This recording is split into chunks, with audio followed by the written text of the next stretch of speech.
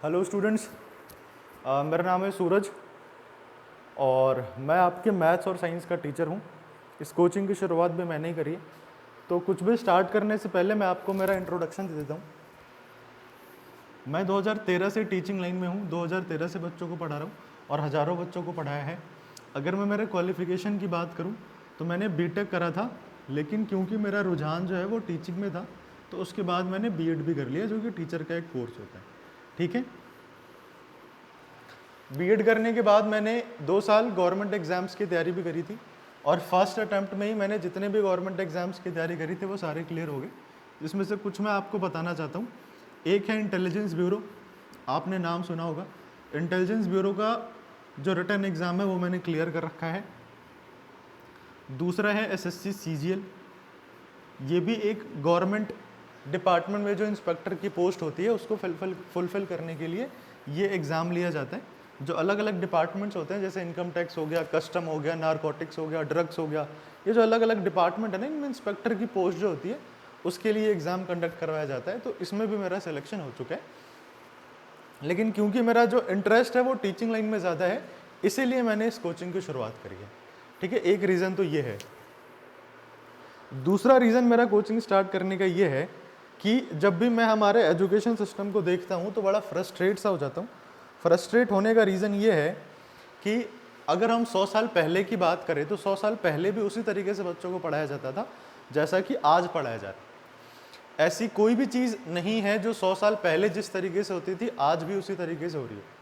पहले 100 साल पहले हमारे पास ट्रांसपोर्टेशन के लिए इतनी सारी चीज़ें नहीं थी, साइकिल थे, बाइक थे। आज हमारे पास इतनी सारी चीज़ें हैं। हर एक चीज़ में एवोल्यूशन हुआ है सिवाय एजुकेशन सेक्टर के। आज भी बच्चों को वैसे ही पढ़ाया जाता है जैसे कि 100 साल पहले पढ़ाया जा रहा था। एक टीचर सामने खड़ा होता है, सामने 25-30 बच्चे बैठे होते हैं, टीचर बोल रहा है, बच्चे सुन रहे हैं, चाहे उसके दिमाग में जाए या ना जाए। तो हम इस चीज़ को थोड़ा सा चेंज करने वाले हैं। एक कोशिश करी है कि हम इस टीचिंग मेथड को थोड़ा सा बदल सकें। एक टीचिंग मेथड बहुत कॉमन है, विदेशों में बहुत यूज़ में लिया जाता है, लेकिन इंडिया में ये अभी तक इतना कॉमन नहीं हुआ है। और जो लोग यूज़ भी ले रहे हैं वो भी इसको ढंग से यूज़ नहीं ले रहे। विजुअल लर्निंग मॉडल जो है वो क्या है, इसमें हम बच्चों को सिर्फ बोल के नहीं पढ़ा रहे। इसमें हम बच्चों को सिर्फ बोल के नहीं पढ़ा रहे, जो भी हम बोल रहे हैं उसके साथ ही एक उसकी वीडियो आपको साथ के साथ दिखाई जाएगी। जैसे मान लो अगर हम आपको डाइजेशन सिस्टम पढ़ा रहे हैं तो डाइजेस्टिव सिस्टम से पढ़ाने के बाद तुरंत उसकी एक वीडियो दिखाई जाएगी आपको, ताकि उस वीडियो को देख के आप डाइजेस्टिव सिस्टम को ज़्यादा अच्छे से समझ पाओ, ज़्यादा देर तक याद रख पाओ और आपके जो बेसिक्स है ना वो बेसिक्स आपके अच्छे से क्लियर हो जाए। अगर कोई बच्चा ऐसा सोचता है कि मेरा दिमाग कमज़ोर है, मैं चीज़ें याद नहीं रख पाता, मैं चीज़ें याद नहीं कर पाता, तो इसमें उसकी कोई फॉल्ट नहीं है, फॉल्ट है उस टीचर का जो उसको पढ़ा रहा है। शायद उस टीचर का मेथड ऐसा है जिसके कारण बच्चा ऑब्टेन नहीं कर पा रहा चीज़ें। तो उस तरीके को हमने थोड़ा सा बदलने की कोशिश करी है। एक नया आइडिया लेकर के आए हैं। जितने भी साइंस के टॉपिक्स हैं, हिस्ट्री के टॉपिक्स हैं, कहीं पर मैथ्स पे भी अगर हमें वीडियो की ज़रूरत पड़ती है तो हम वीडियो दिखाते हैं, प्रेजेंटेशंस की मदद से पढ़ाते हैं हर एक चीज़, ताकि टाइम भी कम कंज्यूम हो, बच्चा ज़्यादा अच्छे से कर पाए, ज़्यादा समय तक याद कर पाए, याद रख पाए उस चीज़ को। और अगर इतना वो कर रहा है तो ऑब्वियस सी बात है उसका रिजल्ट ग्रो ही करेगा। ठीक है, तो हमारा जो मेन मकसद है वो ये है। हम बाकी कोचिंगों की तरह भीड़ नहीं चाहते, कम बच्चे हो लेकिन एक ऐसा एजुकेशन मिले उन्हें जिससे कि वो लंबे समय तक याद रखें, है ना। जैसे अगर मैं पूछूं आपने 2 साल पहले कौन सी फिल्म देखी थी, आप उस फिल्म की पूरी स्टोरी बता दोगे, है ना। लेकिन अगर मैं बोलूँ कि कल आपकी किससे बात हुई थी और क्या बात हुई थी, तो आप शायद वो ना बता पाओ, या आपके टीचर ने आपको क्या पढ़ाया था आप वो उतने अच्छे से ना समझा पाओ। रीज़न कि टीचर ने जो आपको पढ़ाया ना वो सिर्फ बोल के पढ़ाया, लेकिन जो आपने फिल्म देखी थी ना वहाँ पे आपने देखा भी था और सुना भी था। तो जब हम फिल्म देख रहे हैं तो हमारे कान और आँख दोनों एक्टिव हैं और दोनों की मदद से चीज़ें हमारे दिमाग में जा रही है। लेकिन जब एक टीचर सिर्फ बोल के पढ़ा रहा है ना, तो सिर्फ कान के थ्रू जा रहा है, तो सारे बच्चे इतने इंटेलिजेंट नहीं हो पाते कि वो चीज़ें तुरंत टीचर की स्पीड के साथ समझते जाएँ। ठीक है, हो सकता है टीचर की स्पीड ज़्यादा हो, बच्चे की स्पीड कम हो, तो टीचर जिस स्पीड से समझाना चाह रहा है बच्चा नहीं समझ पाता, है ना।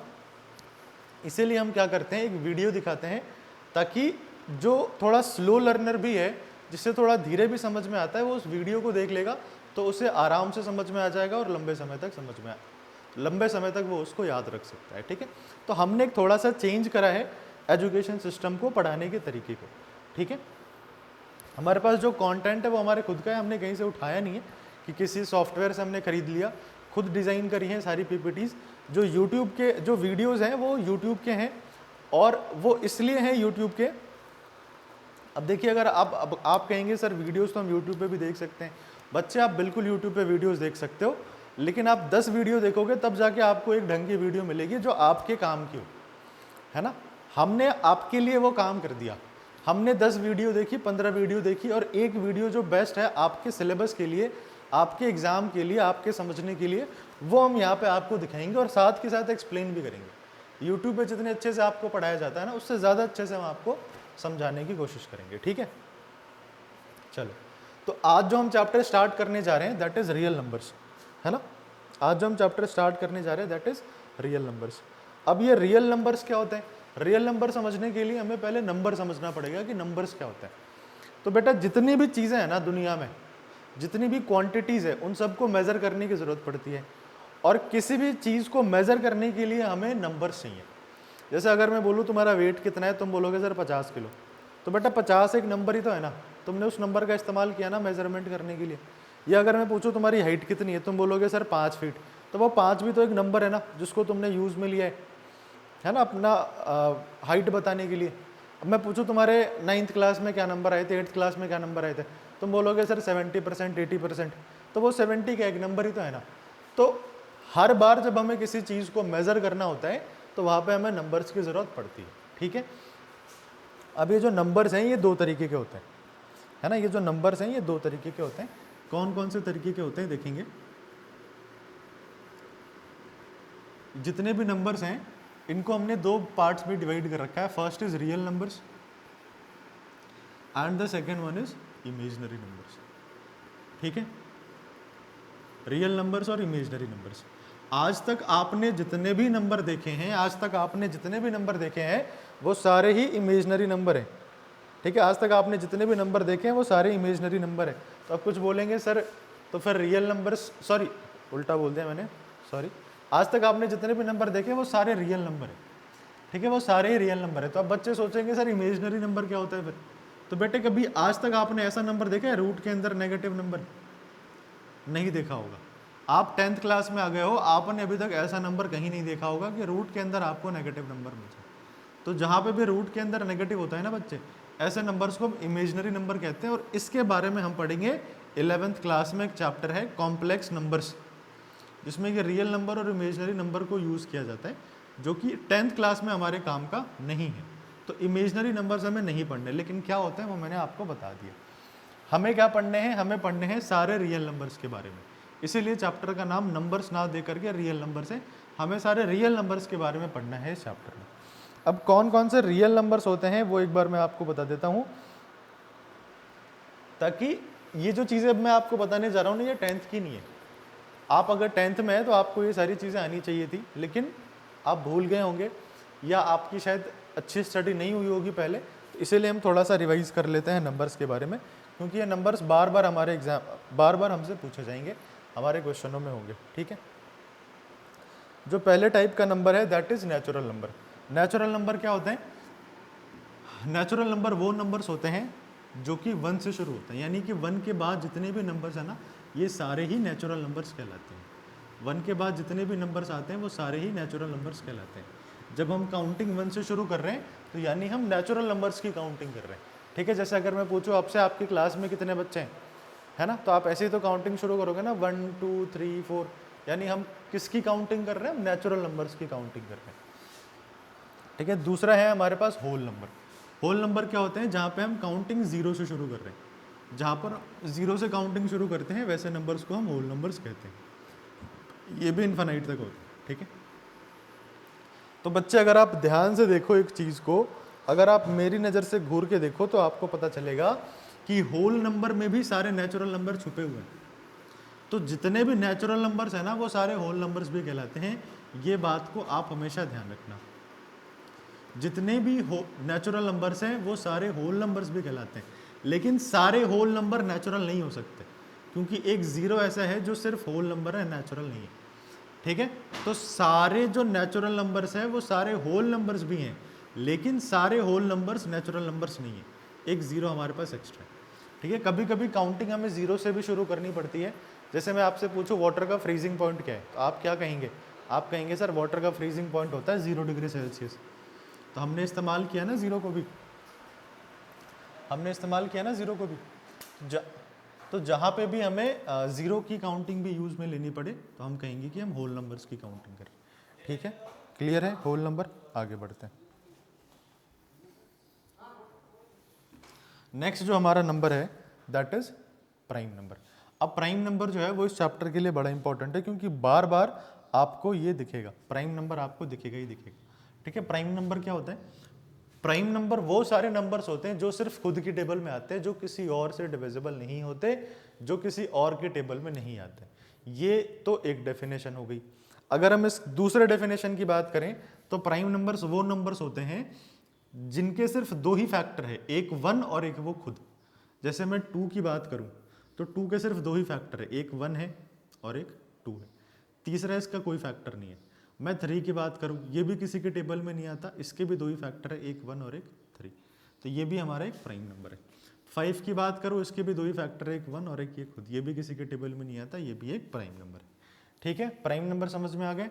अब प्राइम नंबर का कॉन्सेप्ट आपको बहुत अच्छे से क्लियर होना चाहिए, इसलिए आप क्या करेंगे, एक बार 1 से लेकर के 100 तक के बीच में जितने भी प्राइम नंबर हैं वो एक बार लिख ले कहीं रफ में। एक बार लिखने से आपको थोड़ा बहुत आइडिया लग जाएगा कि कौन कौन से नंबर जो है वो प्राइम नंबर होते हैं। ठीक है, थोड़ा सा मैं लिख देता हूँ, 2 3 5 7 11 13 17 19 etc। ठीक है,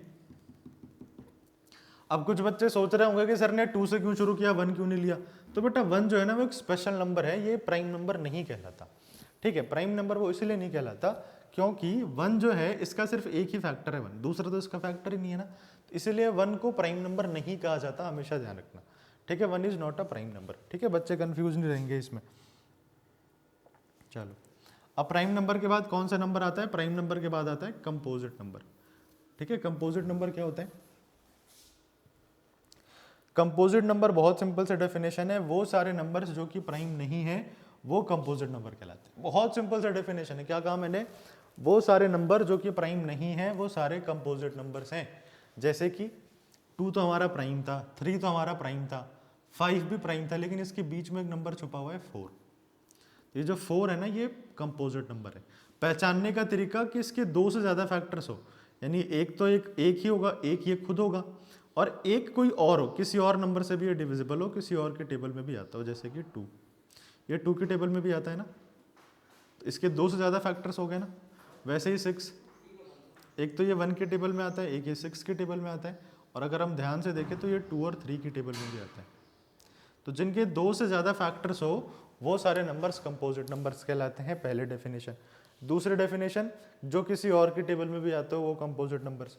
तीसरे डेफिनेशन कि वो नंबर्स जो प्राइम नंबर्स नहीं है वो कंपोजिट नंबर्स कहलाते हैं। 3 डेफिनेशन मैंने आपको इसके बता दिए, अब मुझे नहीं लगता आपको इसमें कोई दिक्कत होगी। ठीक है, चलो आगे बढ़ते हैं। कंपोजिट नंबर्स हो गए। सबसे स्मॉलेस्ट कंपोजिट अगर आपसे पूछा जाए कंपोजिट नंबर क्या है तो हम क्या कहेंगे? 4। ठीक है, सबसे स्मॉलेस्ट कंपोजिट नंबर 4, सबसे स्मॉलेस्ट प्राइम नंबर 2, सबसे स्मॉलेस्ट होल नंबर 0, सबसे स्मॉलेस्ट नेचुरल नंबर 1। ये भी चीज़ें एक नंबर में पूछ देता है कभी कभी टीचर। नेक्स्ट है को प्राइम नंबर्स। ठीक है, को प्राइम नंबर्स क्या होता है बच्चे? को का मतलब होता है साथ में, और प्राइम का मतलब हमें पता है जिसमें कि कोई भी फैक्टर ना हो। तो को प्राइम नंबर्स हमेशा पेयर में होते हैं, वो नंबर्स जिनके फैक्टर्स में कुछ भी कॉमन ना हो।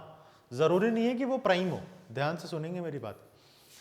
वैसे दो नंबर्स जिनके फैक्टर्स में कुछ भी कॉमन ना हो, ठीक है, वो दोनों नंबर जरूरी नहीं है प्राइम ही, वो कैसे भी नंबर्स हो सकते हैं। जैसे अगर मैं एक नंबर लिखूं 4 और एक नंबर लिखूं 9, तो ये दोनों ही प्राइम नंबर नहीं है, लेकिन अगर मैं इनके फैक्टर्स की बात करूं तो इसका क्या फैक्टर है? एक 2 है और एक 4 है।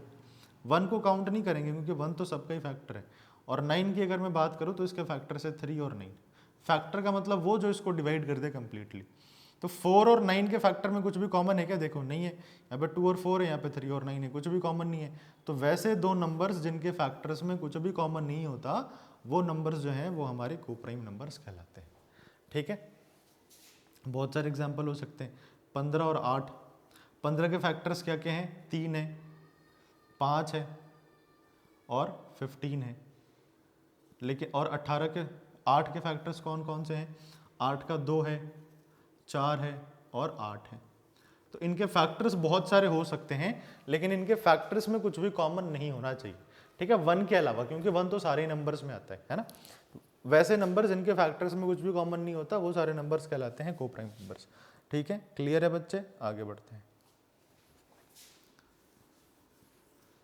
देख रहे हो डिजिटल बोर्ड का फायदा ये बच्चे, तुरंत मिट जाता है, तुरंत लिख दो, कलर चेंज कर करके लिखते रहो, मिटाते रहो, समय नहीं लगता बिल्कुल भी। और पीपीटी बना के पढ़ाने से फायदा ये होता है कि हमारा समय बहुत बच जाता है। वो चीज़ें जो आप लिखोगे वो आपको लिखने की जरूरत नहीं है ना, मुझे लिखने की जरूरत है, पहले से लिखा लिखा है। आपको भी नोट्स बनाने की कोई ज़रूरत नहीं है, ये सारी क्लास जो मैं पढ़ा रहा हूँ ये सब रिकॉर्ड होंगी और सब हमारे एप्लीकेशन पे अपलोड हो जाएगी। दीपरा कोचिंग क्लासेस के नाम से हमारा एप्लीकेशन है, गूगल प्ले स्टोर पे आप सर्च करेंगे आपको मिल जाएगा। उस एप्लीकेशन पे आपको जितनी भी क्लासेस हमारी होती है वो सारी अपलोड कर दी जाएंगी। अगर आप हमारे स्टूडेंट हैं, आपने हमसे सब्सक्रिप्शन ले रखा है, तो आपके पास वो सारी वीडियोस टाइम टू टाइम पहुंचती रहेंगी। ये जो लेक्चर चल रहा है ये डेमो लेक्चर चल रहा है, फ्री वीडियो, ये तो सबको दिखेंगे।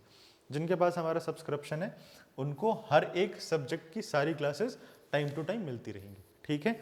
मैथ्स और साइंस का डेमो मैं दे रहा हूँ। हिंदी के लिए हमारे अलग टीचर हैं, पुष्कर सर, सोमानी इंटरनेशनल के टीचर हैं वो। इंग्लिश के लिए महावीर सर हैं, उनका भी डेमो कुछ दिनों में अपलोड हो जाएगा ऐप पे, आप वहाँ पे देख सकते हैं, ठीक है। नेक्स्ट है हमारे इंटीजर्स। इंटीजर्स क्या होते हैं बच्चे? इंटीजर्स की अगर मैं बात करूँ तो तुमने नाम बहुत बार सुना होगा लेकिन पता नहीं होगा इंटीजर्स क्या होते हैं। तो इंटीजर समझने के लिए हमें नंबर लाइन समझना पड़ेगा, और नंबर लाइन मेरे ख्याल से सबको पता होगा क्या होता है। नंबर लाइन एक लाइन होती है जिसके बीच में जीरो होता है, एक तरफ पॉजिटिव नंबर्स होते हैं राइट हैंड साइड, और लेफ्ट साइड जो है वो सारे नेगेटिव नंबर्स होते हैं। तो सारे नेगेटिव नंबर्स प्लस सारे positive numbers including zero, they are called integers. ये सारे जो नंबर्स हैं ना इन सबको हम इंटीजर्स कहेंगे, चाहे वो नेगेटिव हो, चाहे वो पॉजिटिव हो और जीरो भी, ये सारे जो है वो इंटीजर्स कहलाते हैं, ठीक है। क्लियर है, इंटीजर में कोई दिक्कत नहीं होगी। चलो आगे बढ़ते हैं। अब देखो रैशनल और इर्रेशनल नंबर जो है इनमें बच्चों को हमेशा ही बड़ी दिक्कत आती है, क्लियर ही नहीं हो पाता कि कैसे समझे कैसे पहचाने इर्रेशनल नंबर्स क्या होते हैं। अब देखो मैं आपको सिर्फ डेफिनेशन नहीं बताऊंगा, मैं आपको सिर्फ डेफिनेशन बता दूंगा कि पी अपॉन क्यू के फॉर्म में है तो रैशनल है, नहीं तो इर्रेशनल है, नहीं आपके समझ में आएगा और फिर हम में और बाकी कोचिंगों में फर्क नहीं रह जाएगा कोई, ठीक है। मैं आपको इर्रेशनल नंबर्स पहचानना बता देता हूँ। अगर आप इर्रेशनल नंबर्स पहचान जाते हो तो उसको छोड़ के जितने भी नंबर्स है वो सारे रैशनल है, ठीक है। यही तो दिक्कत होती है ना इर्रेशनल पहचानने में ही। इर्रेशनल अगर वो नहीं है इसका मतलब वो रैशनल है, दो ही टाइप के तो नंबर होंगे। तो इर्रेशनल नंबर्स कैसे होते हैं देखो, सबसे 3 टाइप के होते हैं, तीनों टाइप बता दूंगा मैं। जो नॉन टर्मिनेटिंग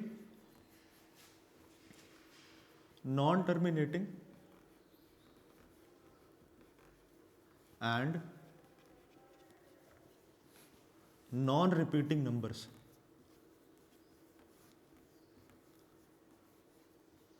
नॉन टर्मिनेटिंग और नॉन रिपीटिंग नंबर्स जितने भी होते हैं ना, डेसिमल्स, सर ये डेसिमल्स ही होंगे हमेशा। Non terminating and non repeating जितने भी डेसिमल्स होते हैं वो सारे ही इरेशनल होंगे। अब बोलोगे सर ये क्या चीज़ है, ये तो हमने देखी नहीं कभी। तो बेटा देखो क्या है, नॉन टर्मिनेटिंग का मतलब कि वो कभी ख़त्म ही ना हो, नॉन रिपीटिंग का मतलब कि वो रिपीट भी ना हो। जैसे मैं एक नंबर लिखूँ 7.1263152 dot dot dot dot dot dot dot, तो ना ही ये खत्म हो रहा है और ना ही ये रिपीट हो रही है कोई डिजिट इसमें। तो ऐसे नंबर्स को हम कहते हैं non terminating and non repeating, और ऐसे नंबर्स हमेशा जो है वो इरेशनल ही होंगे, ठीक है। पहले टाइप का समझ में आ गया। अब तुम बोलोगे सर ऐसे नंबर तो हमने कहीं देखे ही नहीं है कि कहीं पे ऐसा भी आता हो, तो तुम क्या करना, 22 को 7 से डिवाइड करके देखना। जब तुम 22 को 7 से डिवाइड करोगे ना तुम्हें ऐसे ही टाइप का नंबर मिलेगा जो कि नॉन टर्मिनेटिंग होगा और नॉन रिपीटिंग होगा, ठीक है। दूसरा, ये पहला हो गया ना, दूसरा क्या है देखो, दूसरे टाइप के इरेशनल नंबर कौन होते हैं? अगर तुम्हें कभी भी रूट के अंदर प्राइम नंबर दिख जाए, अगर तुम्हें कहीं पे भी रूट के अंदर प्राइम नंबर दिख जाए तो ऐसे नंबर्स को हम तुरंत समझ जाएंगे कि वो इरेशनल है। जैसे कि रूट के अंदर 2, रूट के अंदर 3, रूट के अंदर 5, ये सारे प्राइम नंबर्स हैं ना रूट के अंदर, तो ऐसे नंबर्स भी इरेशनल होते हैं, ठीक है। अब बोलोगे, अब मैंने लिख दिया कि बेटा रूट 15 भी जो है वो इरेशनल है। अब तुम बोलोगे सर कैसी बात कर रहे हो, 15 प्राइम नंबर थोड़ी ना होता है। तो मैं बोलूँगा तुम्हें इस 15 को तोड़ो, तोड़ते हमें क्या मिल जाएगा 3 into 5। अब ये 3 और 5 तो इरेशनल है ना, ये 3 और 5 सॉरी प्राइम है ना, तो हमें रूट के अंदर प्राइम नंबर मिल गया ना। तो रूट के अंदर अगर प्राइम नंबर है तो देखते ही बोल देंगे कि वो क्या है, वो एक इरेशनल नंबर है। ठीक है, क्लियर है। अब ऐसे मत कर देना तुम लोग कि अगर रूट 25 है अगर, तो इसको भी हम लिख सकते हैं रूट 5 into 5, तो बोल देना कि सर ये भी इरेशनल है। अरे बेटा 2 बार 5 है तो ये रूट और ये कट जाएगा, ये सिर्फ 5 बच जाएगा, तो ये तो रैशनल हो गया ना। अगर रूट कट जा रहा है तो इसका मतलब वो रैशनल है। रूट के अंदर प्राइम नंबर होना चाहिए, रूट कटना नहीं चाहिए। रूट अगर कट रहा है तब तो वो रैशनल की कैटेगरी में आ जाएगा। रूट भी हो और अंदर प्राइम नंबर भी हो तो हम ऐसे नंबर्स को इरेशनल नंबर कहते हैं। ठीक है, दूसरे टाइप का समझ में आ गया। जो तीसरे टाइप का इरेशनल नंबर है ना, वो क्या है, पाई। अब बहुत से बच्चे सोचते हैं कि जो पाई है ना, वो पाई की वैल्यू होती है 22/7। तो पाई की वैल्यू 22 एग्जैक्ट वैल्यू 22/7 नहीं होती, ये हमारे कैलकुलेशन को आसान करने के लिए एक वैल्यू दी गई है। पाई की जो एक्चुअल वैल्यू होती है वो होती है 3.14 समथिंग समथिंग समथिंग समथिंग, ये चलता रहता है चलता रहता है। और इसको लेकर के हम कैलकुलेशन नहीं कर सकते, इसीलिए हमने उसको शॉर्ट में 22/7 लिख दिया, जिसको कि लेके हम कैलकुलेशन कर देते हैं। कहीं पे हमें 3.14 भी लेना पड़ता है। ये दोनों ही एग्जैक्ट वैल्यूज नहीं है। ठीक है, एग्जैक्ट वैल्यू जो इसकी पाई की होती है वो कभी खत्म ही नहीं होता, वो नॉन टर्मिनेटिंग और नॉन रिपीटिंग है, वो चलता रहता है चलता रहता है चलता रहता है। तो ये सारे नंबर्स क्या कहलाते हैं, ये सारे कहलाते हैं इरेशनल नंबर्स।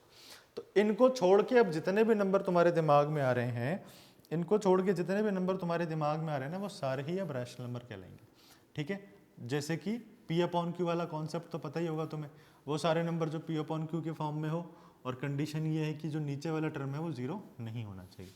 जैसे कि मैं लिख रहा हूँ 2/3 P/Q के फॉर्म में, -1/2 P/Q के फॉर्म में, नेगेटिव है तो क्या ही फर्क पड़ गया उससे, है ना। 5/6 P/Q के फॉर्म में, 0/1। ठीक है, 0/1 हो सकता है प्राइम नंबर रैशनल नंबर, 1/0 नहीं हो सकता, क्योंकि 1/0 इज इनफाइनाइट यानी कि नॉट डिफाइंड।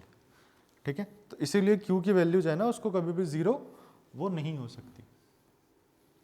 ठीक है, तो 0/1 हो सकता है, लेकिन क्योंकि डिनोमिनेटर में 0 नहीं होना चाहिए, न्यूमरेटर में तो 0 हो सकता है।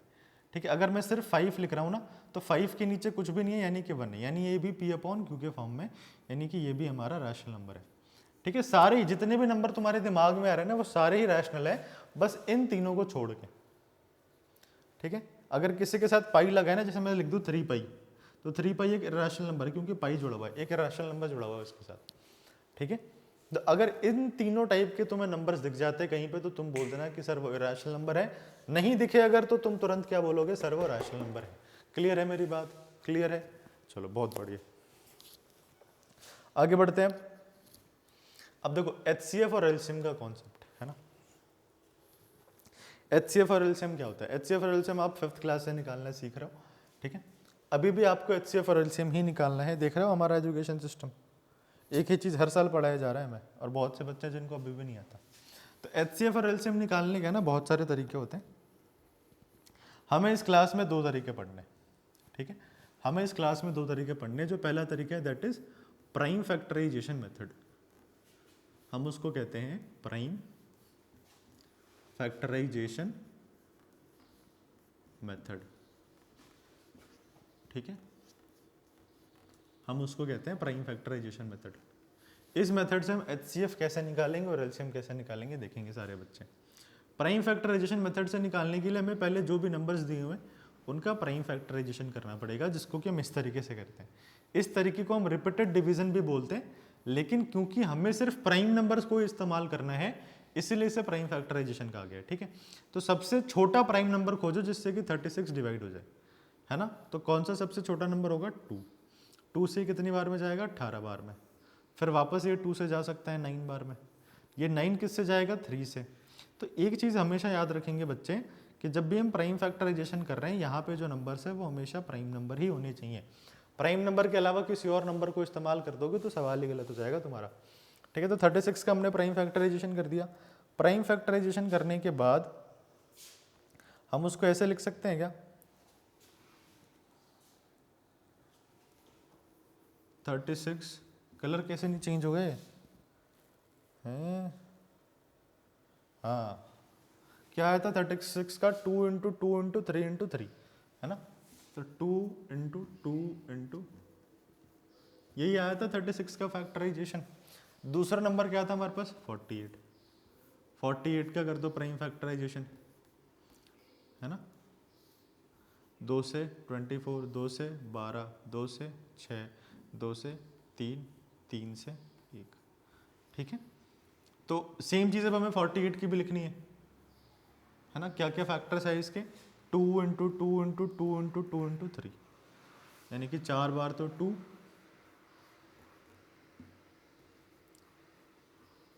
और 1 बार 3, लिख दिए हमने फैक्टर्स। अब अगर सवाल में ये पूछा जाता ना कि write 36 and 48 as the product of their prime factors, तो हमारे प्राइम फैक्टर्स तो आ गए, ठीक है, प्राइम फैक्टर्स लिख दिए, यही हमारा सवाल खत्म हो गया अगर प्राइम फैक्टर पूछता तो। लेकिन हमसे प्राइम फैक्टर ना पूछा है, हमसे क्या पूछा है, एचसीएफ पूछा है और एलसीएम पूछा है, तो हम एचसीएफ और एलसीएम निकालेंगे। क्या तरीका होता है देखेंगे बच्चे ध्यान से। एचसीएफ का मतलब होता है हाईएस्ट कॉमन फैक्टर, ठीक है, हाईएस्ट कॉमन फैक्टर, ठीक है, मतलब एक ऐसा नंबर जो इन दोनों को डिवाइड कर दे और सबसे बड़ा हो। अगर मैं ऐसे नंबर की बात करूं जो इन दोनों को डिवाइड करता है, तो वो कौन कौन है, 2 भी इन दोनों को डिवाइड करता है, 3 भी करता है, 4 भी करता है, 6 भी करता है, 12 भी करता है ना, ये पांचों नंबर इन तीनों को इन दोनों को डिवाइड करते हैं। लेकिन अगर मैं इसमें हाईएस्ट पूछूं तो कौन सा है, 12, तो यही हमारा एचसीएफ हो जाता है, ठीक है। इस तरीके से कैसे निकालेंगे, जो कॉमन है ना उन कॉमन को सर्कल कर दो, एक ये 2 कॉमन था, एक ये 2 कॉमन था और एक 3 कॉमन था। तो जब हमें एचसीएफ निकालना है तो हम क्या करेंगे कि जो कॉमन चीज़ है उनको लिख करके मल्टीप्लाई कर देंगे और ये आ गया हमारा आंसर, ठीक है। अब अगर हमें एलसीएम निकालना है तो हम एलसीएम में क्या करते हैं कि जो कॉमन है ना वो तो लिखेंगे ही लिखेंगे, ठीक है, जो कॉमन था वो तो लिखेंगे ही लिखेंगे, जो बच गया ना बच्चे वो भी लिखेंगे, एक 2 और एक 3 ये बच गया ना, ये भी लिख देंगे और फिर इसको हम मल्टीप्लाई कर देंगे। तो जब इसको मल्टीप्लाई करेंगे तो ये आएगा 144।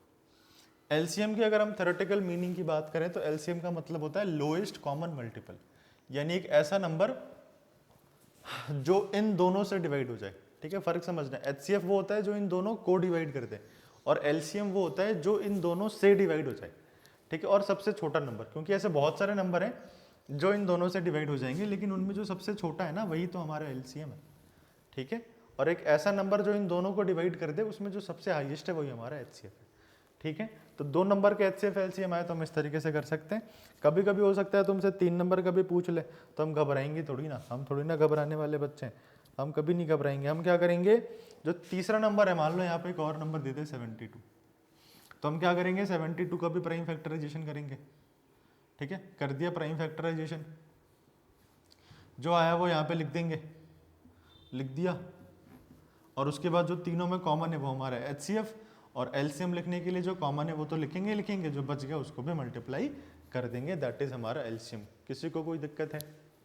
बहुत आसान सा सवाल था, बहुत इजीली हम एचसीएफ और एलसीएम जो है वो निकाल सकते हैं, ठीक है। चलो, तो इस क्लास के लिए इतने रखते हैं, बाकी आप अगली वीडियो में हमारा जो सेकंड लेक्चर है इस चैप्टर का वो मिल जाएगा, ठीक है। चलो टाटा बाय बाय, मिलते हैं नेक्स्ट वीडियो में।